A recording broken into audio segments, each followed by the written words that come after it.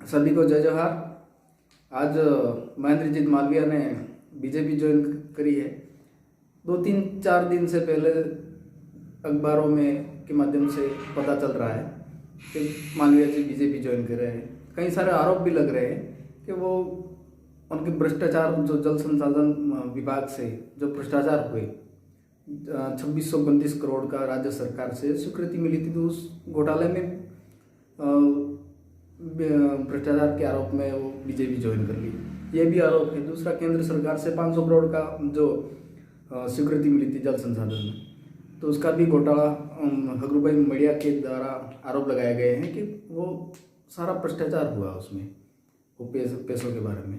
उसके बारे में साधारण सभा गठित बनाई थी, तो वहाँ परिषद में जो जिला प्रमुख है रेशम मालविया जी, वो उनकी धर्मपत्नी है, तो उस कारण से वो जांच बराबर नहीं हो पाई है।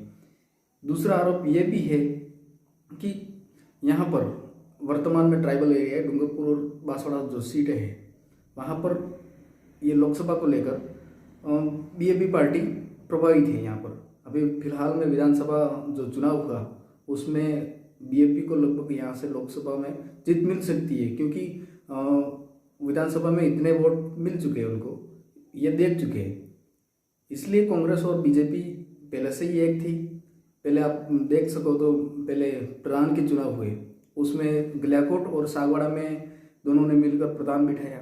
इसके बाद जिला प्रमुख का जो चुनाव हुआ, उसमें बीजेपी पार्टी के पूरा ज़्यादा कैंडिडेट थे, तो उसमें भी यहाँ जो हमारे एक जिला प्रमुख हैं, तो वो भी गठबंधन के माध्यम से कांग्रेस और बीजेपी मिलके वहाँ बिठाया गया, वो हम पहले देख चुके हैं। इसके बाद में अभी जो फिलहाल चुनाव आ रहे हैं लोकसभा चुनाव में कांग्रेस और बीजेपी को ये डर था कि मतलब कहीं ये बीजेपी पार्टी ये सीट जीत ना जाए। उस कारण से ये भी सच हो सकता है, क्योंकि यहाँ विधानसभा में देख चुके हैं कि हर 8 विधानसभाओं में लगभग मिनिमम वोटों से हार कई सीटों से मिली है।